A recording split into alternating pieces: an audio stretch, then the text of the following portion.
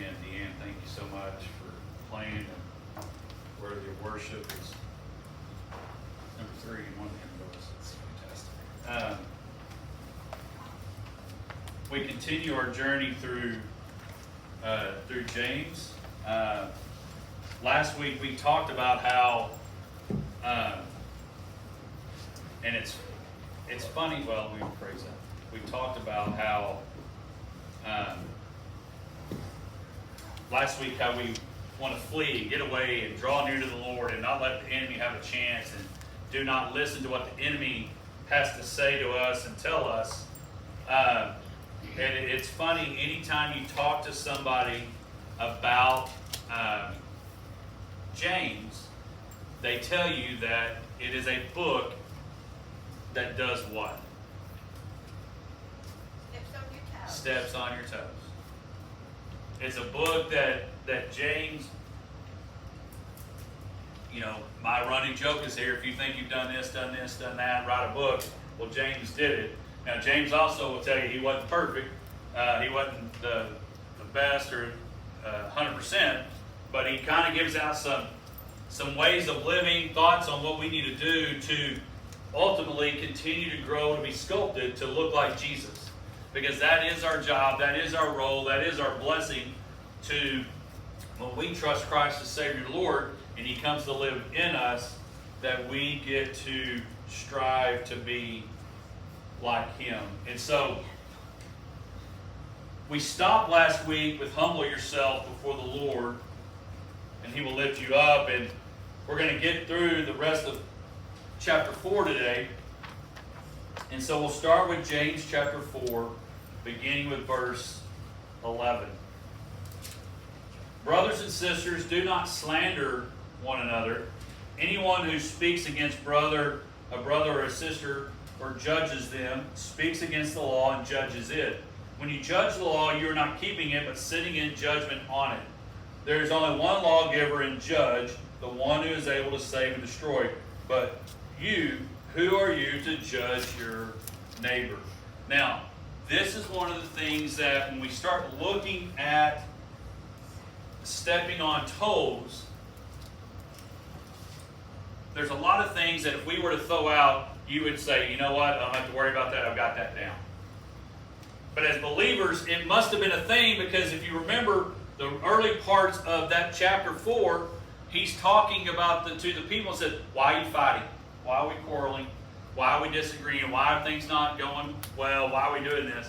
And then he comes back and he tells them to resist the devil, stay away, draw near to God, He'll draw near to you. And then he ends this part of this little tidbit of who basically, if it was a shorter version, who are you to think you judge anybody?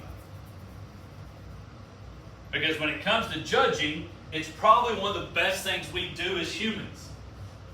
Like if there was an Olympic gold in how well we judge, man, some of us, we would be on the podium. We might even get silver and bronze and wrap them all up around us.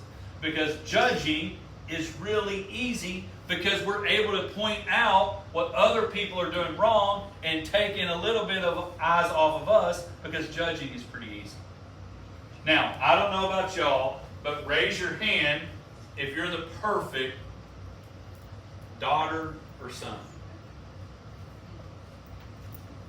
Nobody look if your parents are still in the room. I saw one doing it. Raise your hand if you're the perfect spouse. I mean, your wife is, woo! 10 times, he's 100 every day. Or she's 100 every day. No.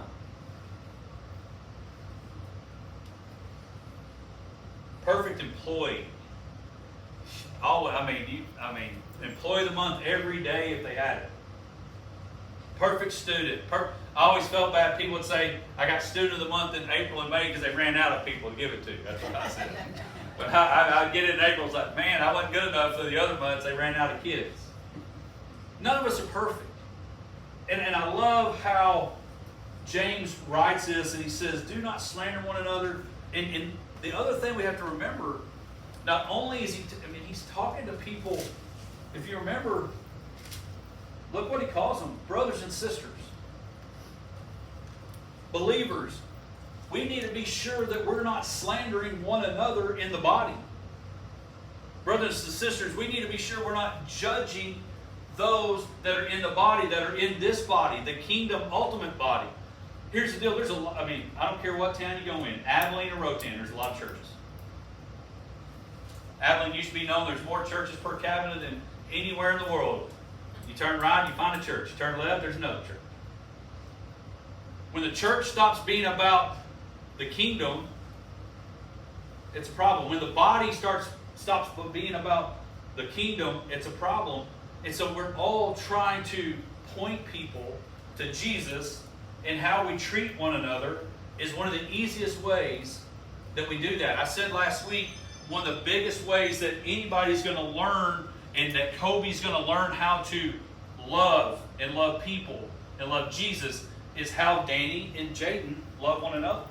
So how we treat people will point people to the Lord, and one of the ways that we need to avoid is judging. When you judge, you set yourself in judgment. We change the position from follower of God to trying to be God. And I don't know about you, I would not be a very good God.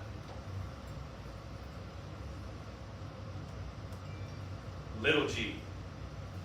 When we start trying to be the judge of like, you don't need to do this. I can't believe they do that. Let me tell you what he's been doing. Let me tell you what she's been doing. I'm not saying we high-five things that may be wrong, or things that may be a struggle, or that things that we don't that doesn't agree with the Bible. But it is not our role to be the judge. I don't know if you've ever been to, I've been fortunate enough to go to I've been to the Senate and the House. We've been into the Supreme Court. There's one time we got to sit in the court, and I got to sit in the judge's chair. I thought, man, it's kind of powerful when you sit in this big brown leather chair, the tax dollar body, you know. But when we start being that judge and thinking we know it all, and we start, and I'm going to tell you right now, the one thing you better not ever say, I would never do that. It will never happen to me. It won't happen to us. You can't ever say that, because when you do, you better watch out. Nobody's exempt. So when we start to judge, we change position from follower to God to trying to be God. And again, I would not be a very good God. There is only one judge, capital letter, and that is the Lord. That is God. Criticizing others, let me tell you, is dangerous. Criticizing others is dangerous. It's a form of selfishness, and we're going to get to that in a moment. Criticizing others is dangerous. Many times when we do that, we're exalting ourselves over God. We put ourselves in the seat not meant for us. When we start judging, we put us in a seat that's not meant for us. And so, all this, he says not to judge. When you do, you're judging yourself. We saw and we read what Jesus said about judging others in the Sermon on the Mount. But now we look, so why is it such a big deal why we shouldn't judge? Well, I believe he keeps writing in James chapter 4. Verse 13. Now listen. You who say, today or tomorrow we will go to this or that city, spend a year there, carry on business, and make money. Why? You do not even know what will happen tomorrow. What is your life? Question mark. And I wish they had the ... dots back then.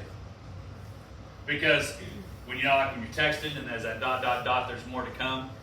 I think when James writes, what is your life? There's a question mark. I kind of wish there were some dots. Because when somebody said, what is your life? And I'm sure when they heard that, they were like, okay, I don't know, maybe. My life's pretty cool. I live here. I got this going on. Got a great wife. Got some good kids. Got one I'm worried about. What is your life? And he goes, let me tell you, you're a mist that appears for a little while and then vanishes. Instead, you ought to say, if it is the Lord's will, we will live and do this or that. As it is, you boast in your arrogant schemes. All such boasting is evil.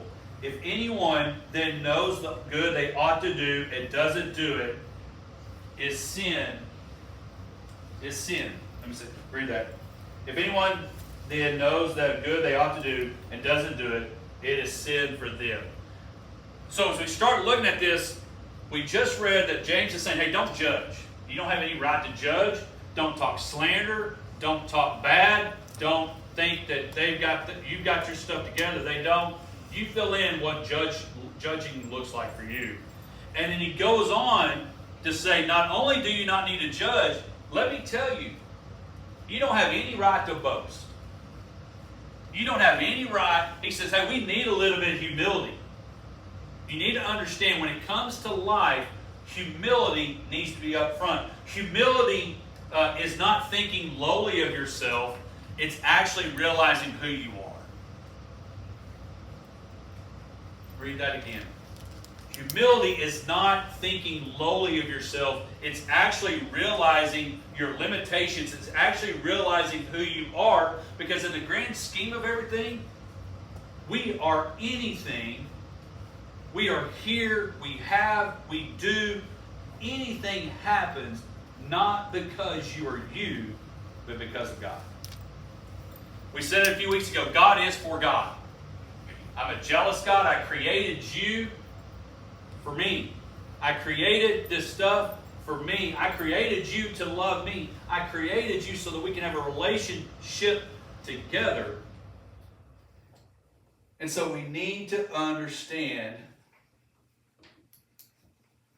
humility. There's nothing wrong with planning. There's nothing wrong with planning for retirement. There's nothing wrong with planning for later on. There's nothing wrong with those things. I mean, through the Bible we see prepare the way for the Lord. Prepare, they're getting ready, all these things. But we need to understand that today is now. Today is what we have. Today is what we need to enjoy. Today is what we need to take advantage of. And so, as we start thinking about humility and start realizing that it's not all about us, and that boasting, now listen, you who say today or tomorrow we'll go to the city or that, why? You don't even know what tomorrow holds. What is your life? It's a mist. It's a vapor.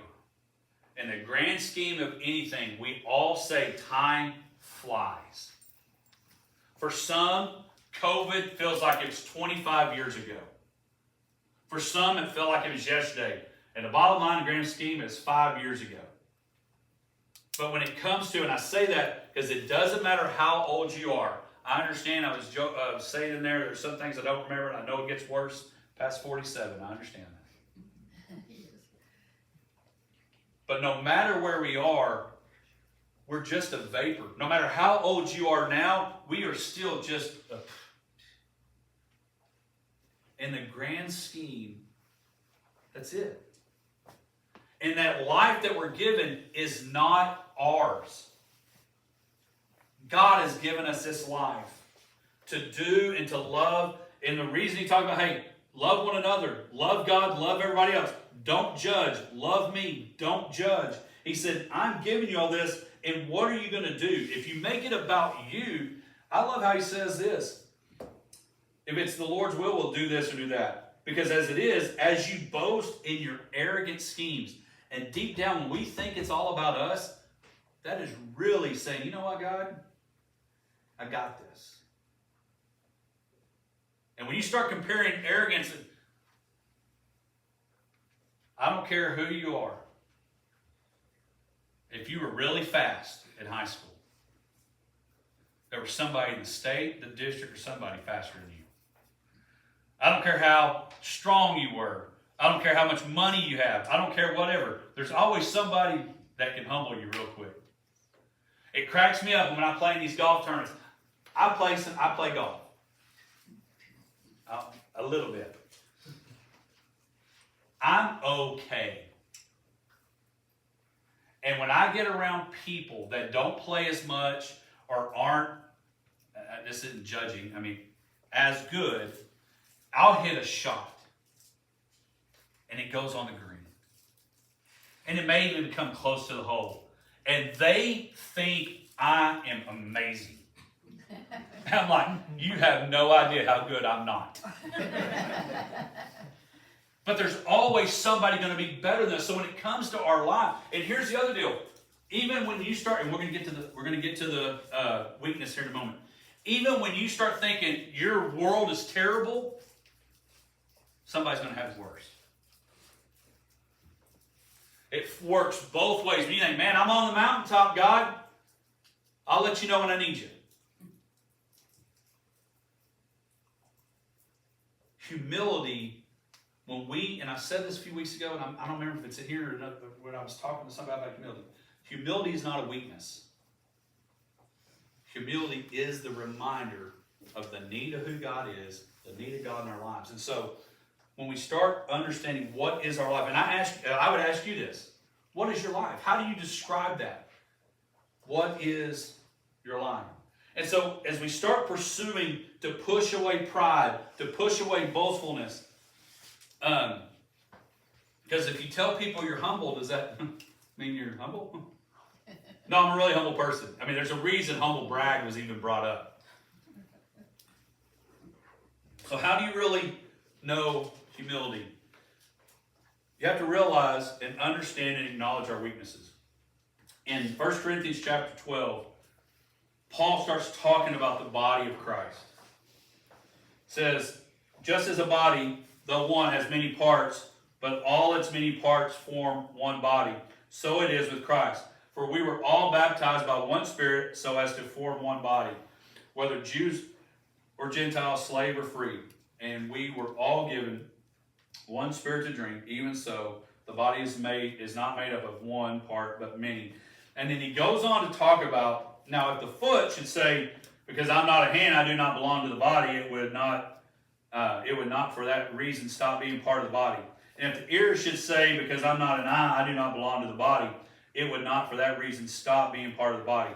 If the whole body were an eye, where would the sense of hearing be? If the whole body were an ear, where would the sense of smell be? But in fact, God has placed the parts in the body, every one of them, just as he wanted them to be. If they were all one part, where would the body be? As it is, there are many parts, but one body. We need to understand all of us have a role in the kingdom of God. Not all of us are eyes. Not all of us are ears or feet or mouths. We've all been given, so we need to recognize some of those things that aren't us. Like, for example, my weakness, God's blessed me with the ability to speak. God did not bless me with the gift of handiwork. If I was put in charge to put the floor in, we'd be in trouble. If God put me in charge, or said, hey, no, we're going to put you in charge of music, we're going to hit one key and let y'all take over. All of us need to understand, and maybe what we can't do is think we don't have anything. Because the other boastfulness and arrogance is not only when we don't realize our weakness and make it not about us. Because how many times do you ever see feet try to get in the way of the eyes? Because that feet thinks they know everything, or that foot thinks they know everything. If you think you're one of those people that know everything, stop, because you don't. But when people start doing their talent and working together, it makes the body locally, and I would even say locally here, and completely the body. When we realize what God has given us and do and execute, the kingdom grows. The kingdom is more effective. I do this, I guess it would be an illustration. I get a puzzle, and I put the puzzle together, and when I go to talk to schools, I'll take a couple of pieces out. And I've done it with a logo, their logo, and I take a couple of pieces out, and the logo's not complete. And I tell them, well, what's the problem? Well, there's like 3 or 4 pieces missing. Well, that's the way it is for the body. When we don't put all our pieces together, the goal is less. The picture is less. When we don't bring our puzzle piece to the kingdom, when we don't bring our puzzle piece to church, you put it wherever, each day and taking advantage of the day, it misses out what we're supposed to do. And now I'm going to go to this. Not only is when our weakness is we don't realize, we recognize our weaknesses. Okay, this is it. I'm going to let other people do that. The other thing that's arrogant is when we think God cannot and should not and will not and has not given you anything. Now this is /biblical and /coach talk. One thing that's most frustrating is when we say, you know what, I can't do that. I can't do anything. My role is just to sit in a pew. My role is just to blank. God can't use me. I'm not good enough. I'm not, I don't have access to material things like others. I don't have blank. When you start saying, I don't have and God can't do, you're starting to have one of those arrogant schemes. Because you're saying God's made you without a purpose. And I'm going to tell you, every single one of you, from Benjamin all the way around to me, God made us on purpose. On purpose, for purpose, giving us skills, giving us personalities, giving us traits, giving us life to maybe where we're able to give. And maybe it is financially, maybe it is time, maybe it is talent. But when you start to tell God, I'm not good enough to be used, that is a slap in his face for creating you. Because he created us on purpose, for a purpose. And that purpose is to love him and make him known. Every one of us are and can be used. The other deal that is important is to acknowledge others and build each other up. I want to read Hebrews 10. Hebrews 10, 24. Let us consider how we may spur one another on toward love and good deeds, not giving up meeting together as some in the habit are doing, but encouraging one another, and the more as you see the day approaching. See, that's the other thing. When we start realizing we have some weaknesses, but we're going to still acknowledge those and move forward. Then we're going to realize God is going to use me because there is no such thing as lack of you. When we start realizing that and we start seeing folks and we start encouraging folks and spur each other on. Anybody know what yesterday was? My mother's birthday. Mother's birthday. Most electrifying 2 minutes in sports. The Kentucky Derby. And yesterday it took place and it ran and there were people spurring each other on. I mean, mud was everywhere, stuff was flying, and they took off. And there was a horse and there's a jockey. And Sovereignty, which is cool because God is sovereign. Sovereignty wins the Kentucky Derby yesterday. It wasn't just about that horse and that jockey. There was some training, there was some prep, there was some getting ready, there was trainers, there were owners, there was probably people that gave them feed. All these things to get that horse ready for yesterday. That's our life. Is spurring and helping each other go and run and ride this race. In 2 weeks, we're going to talk more about racing. Almost did it today because of yesterday, but we're going to do it in 2 weeks. But we're on this race. And we need to understand one of the best things that we can do is help spur one another on. We put t-shirts for athletics, iron sharpens iron. We need one that says spur people on. Because when people start doubting themselves, now, when people start doubting themselves, yes, we need to be encouraging. But at some point, that spur is good. But you've got to understand how worthy you are.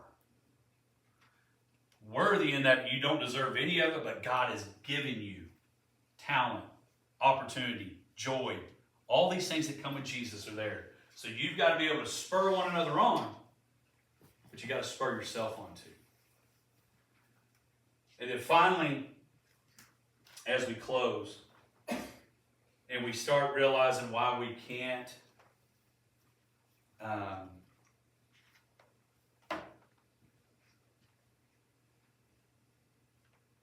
boast, can't make it about us. It reminds us, what is your life? You are a mist that appears for a little while and then vanishes. Each day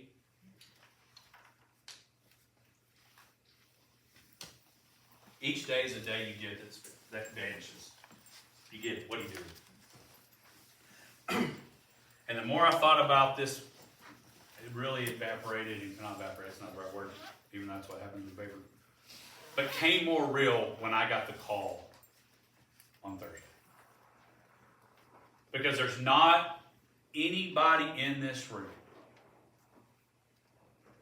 says, what are you going to do with today? Because you don't know what tomorrow holds. We don't know what the rest of today holds. Because there's not one of us in this room that a buzz or a ring of this call, a ring of this phone, can't change our life like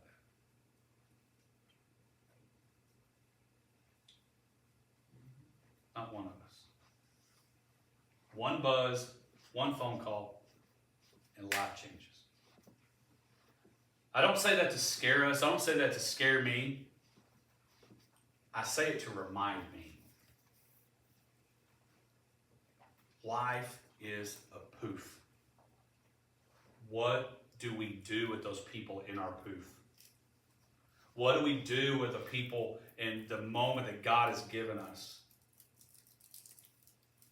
It made me think hard about, and they'll watch this, my family. It made me think of, what am I doing with people I know and I see on a regular basis? It made me think, what do I do with the kids? Just overall, what do I do with it? What is your life? ... And no matter how old you are in this room, you still currently have missed to do something with. To run that race, to use what God has given you. And at the end says, we always think, be sure you don't do the bad stuff. James says, if you don't do the good that you ought, you know to do, sin. So this morning, as we, I'm going to ask Deanne to play, and I'm just simply going to ask you that. What is your life? How do you describe my life? I'll tell you how I describe mine. My life is not mine. And this isn't the preacher answer. I realize it's not mine. But my life was forever changed because of July 25th, 1995. I gave my life to Christ. My vapor, my mist is still there. Because saved or not saved is still a mist. Nobody's exempt. Our mist doesn't blow different. Our vapor doesn't have colors. But it just knows whose my life is. And so I ask you this morning, what is your life? ... And what are you doing with it? You can stand if you want, if you need to. But life is